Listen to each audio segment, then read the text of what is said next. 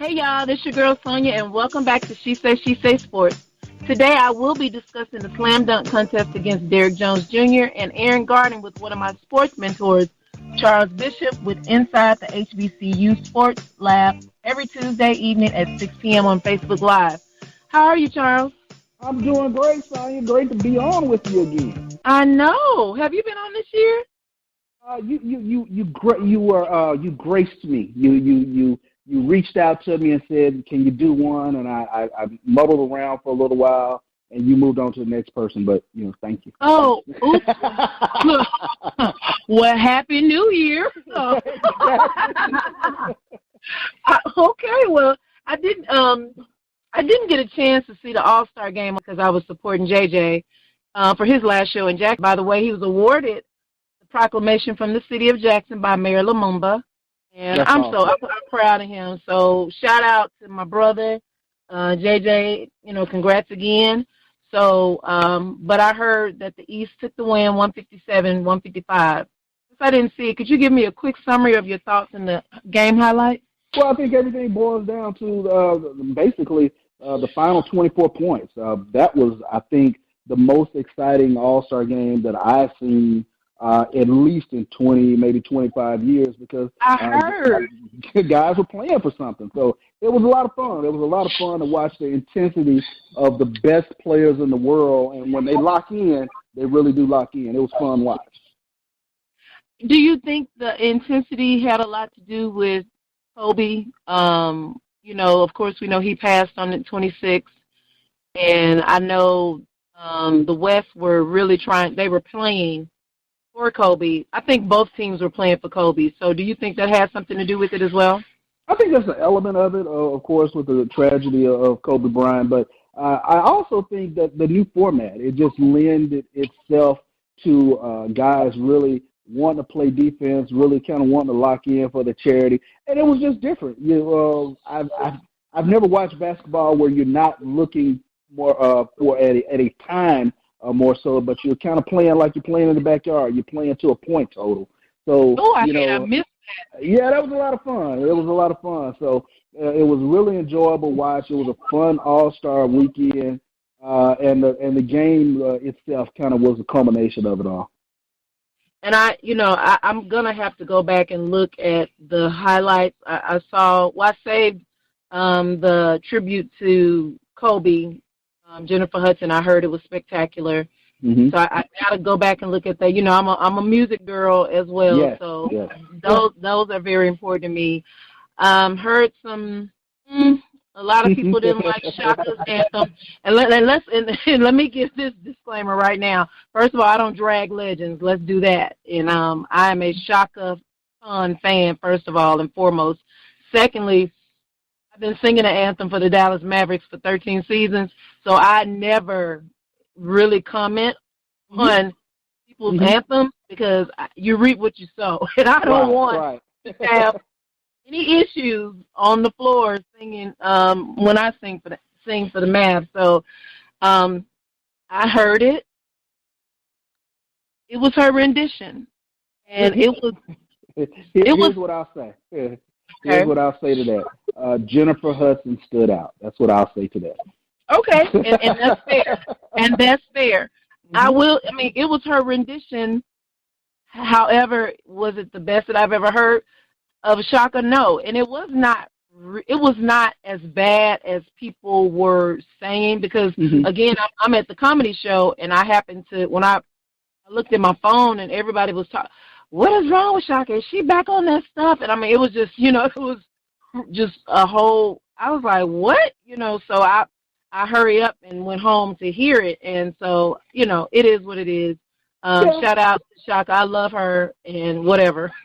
Yeah, it is what it is. And I'll just say this. I don't think Marvin Gaye or Whitney Houston have anything to worry about in terms of the renditions of the anthem. So you're so petty.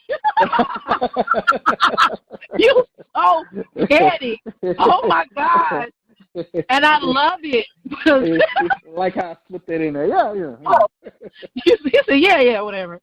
Well, whatever.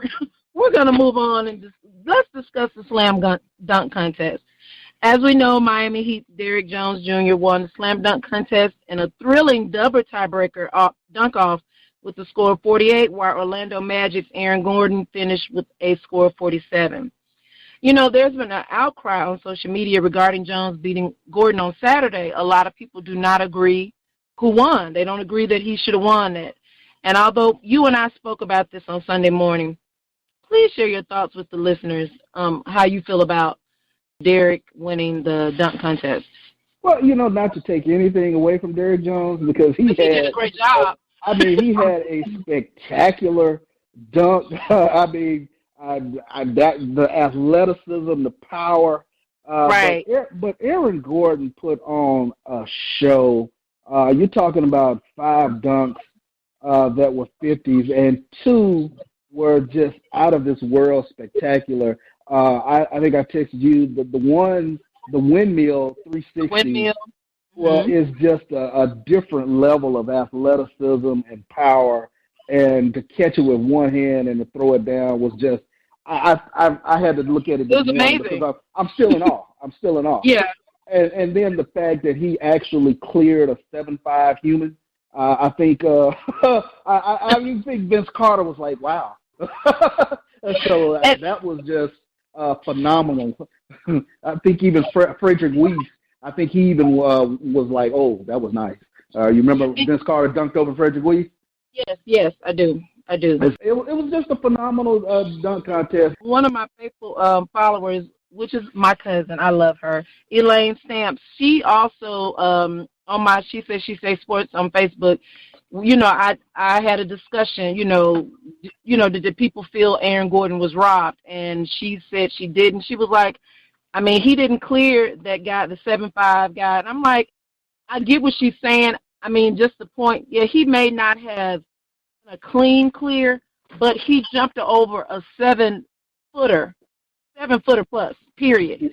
And that says a lot, like you said, about his athleticism. And I mean, it was amazing to see. So I'm still in agreement with that one. He definitely should have won. Now, Charles, as we were discussing on Sunday, you said something to me that I just was like, oh my gosh. And I have named this show what you said. You said Aaron Gordon would forever be Dominique. Explain that. Tell the listeners what you meant by that. And you were referring to Dominique Wilkins, and but go ahead. You talk. Well, for those who are not old enough, I think one of the more iconic slam dunk contests was Dominique Wilkins versus Michael Jordan, and they went at it. Happy birthday, Mike! I'm sorry. Exactly. They went at it for a couple of years in terms of just putting on a show for the fans. And if not for the brilliance of Michael Jordan, I think to this day we will talk about Dominique Wilkins as one of the best dunkers ever. But we have to talk about him as one of the best dunkers ever to never have won the slam dunk contest. And unfortunately, I think that's what we're looking at with Aaron Gordon. I think in his post-game pressers, he said he's done because what else can he do? I mean, me personally, I think, he should at least have one of those slam dunk contest gold balls. It's just taking a look at it from the standpoint, even the dunk over the 7'5" guy, he did that with minimal acceleration. Minimal. So that's what made it even more phenomenal to me. Like, wow, he didn't get a running start on that. He got a slight running start. So it's not like he took off from the other end of the court and then yes, exactly. And that's what makes it spectacular. That's what makes it spectacular, and that's why I always say, whenever we get into these conversations in terms of greatest dunkers and this, that, and the other, and, we do have a tendency to kind of slight the guys of this generation, but I always say, the next generation comes along and they're bigger, stronger, faster. And it's not anything away from the greats, but it's just, I don't know if there was somebody in the 80s or even in the 90s that could have displayed the sort of athleticism that Aaron Gordon did. I think the closest in my head that I can compare him to is Vince Carter, because Vince Carter had that freakish sort of athleticism, but Listen, the 360 windmill one hand, that's just a next level sort of dunking. It was nasty. It was nasty in a good way. Exactly. Exactly. And, to speak a little bit, of course, I didn't mean to, I'm sorry.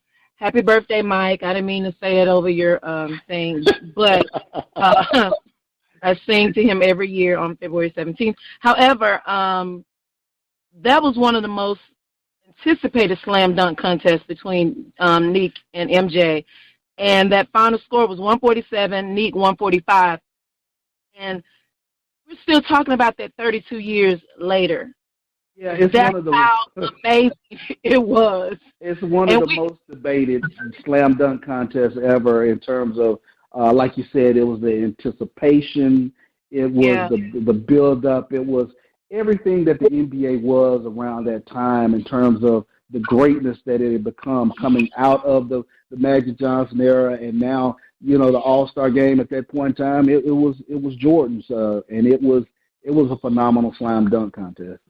It really was, and I'm glad that I was able to witness it live, and it was just so that's why Saturday was amazing too. It was just like it will definitely be a classic dunk contest that we'll be watching for years to come, and that is for sure. So you mentioned earlier, Aaron was snubbed twice, and we both agree that he should have, like you said, he should have won at least one of those, the trophies. However, like you said, he's not coming back. He said he's done. I agree with him. And, it's just being overlooked over and over again. It's kind of like the Oscars. Remember Erica Kane from All My Children? I don't know if you watched it, but she kept getting snubbed year after year. Yes, year after year after year. And, and it's like, what else do I need to do? So it's, again, what else does this dude need to do? He jumped over a 7-footer, 7'5". I don't know what else he can do. Well, hopefully, for the fans' sake, it was just his emotions were talking at the time, and hopefully, maybe we get Aaron Gordon and a Zion Williamson. So that would be kind of fun. Or we just don't know. Maybe John Morant will get in the slam dunk contest next year because he's one of those in-game leapers that just he's probably one of the best dunkers I think in the game, in-game dunkers in the game today. So it'll be fun to see if he has sort of any creativity in a slam dunk contest format. I see. I like it. So did you see Common kind of throw D. Wade under the bus? Did you see that? As well he should have, because I would have been like, you know what? I gave him a 10. I don't know what's wrong with the dunk guy over there. I don't know what's wrong with the NBA guy, but I did what I was supposed to do. So. Well, D. Wade is saying, well, it's not like I was the only one that gave 9. And, of course, D. Wade used to play on the team with Derrick Jones, so he may have been a little biased, possibly. However, it is what it is. We have our winner, so it was just funny how 2 Chicago dudes, they kind of was like, Common threw him under the bus. It was funny to me. So yeah, I don't know how. And again, like I said, I'm not going to take anything away from Derrick Jones because his dunk is just as every bit as athletic and as powerful as any dunk that I've seen. You're talking about somebody getting a running start and then going between the legs from a 120 free throw line. That's about as athletically freakish as anything you'll ever see. That's true. It's just, I think Aaron just had an edge, just a tad, just a little bit. Yes, he did. No doubt. Just a little bit. Thank you so much. It was great dialogue today. I'm so glad I was able to finally, just like with Mike last week, I had to drag him on here. So I had to drag you on here this year. But no, I'm just kidding. But thank you. Well, you know what, Sonja? Hopefully you'll have me back on your show before Christmas. I'm hoping. I got my fingers crossed. You know what? Don't do me because you're the one between Inside HBCU, and that's what I'm tell the listeners how they can follow you and also listen and watch your shows. Yes, every Tuesday on Facebook Live, I'm co-host with Dr. Kenyatta Cavill, who is the sports professor, the data doctor, and we are on Inside the HBCU Sports Lab. We talk week in, week out, not just about HBCU athletics, where we cover the SWAC, MEAC, CIAA, SIAC, and OVC with Tennessee State and the Big South of North Carolina A&T. But we cover all HBCU athletics. Not only that, but we cover HBCU athletic business. So it's a lot of fun. We have a lot of guests. Last week we had Coach Willie Simmons on talking about his Florida A&M recruiting class. We have all sorts of administrators, professors, athletes, coaches, ADs, and you know I mess with Dr. Veal all the time. I call him the AD whisperer. He is one of the most knowledgeable forces, I think, in HBCU athletics, and it's just a matter of time before he is an athletic director somewhere. I agree. Hey, Doc. Tell him I said hey when you see him. And also, tell him about your other show, your JSU 1400. Yes, indeed. I also I'm one of the co-hosts on a new podcast for Jackson State where we talk Jackson State athletics. And it's been a labor of love. We're about 10 episodes in now.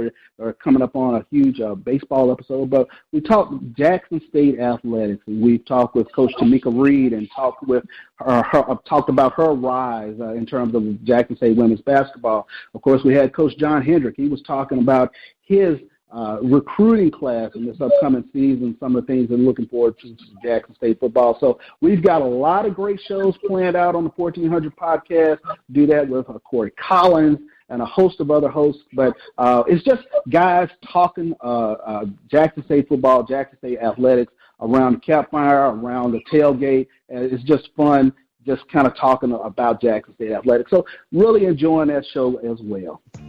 I love it. I know it's just guys talking, but can a girl come maybe one day? Of course, you are welcome. Okay. And you know what? I'll let you in a little secret. We do have an episode that I'm currently formatting right now where we're going to get the ladies' perspective on Jackson State athletics. So you are more than welcome to come on that show, Sonja. Ooh, thank you. Awesome. Because you know I love. Yes, I do. So I would love to. You can reach me, She Say Sports on Facebook. She Say Sports 23 on Instagram. And that's all we have for today, guys. That was fun. That was quick. That was fun. Enjoyed it. I enjoyed it. So thank you for listening. And until next time, this is Sonja with She Say Sports. See you on the radio.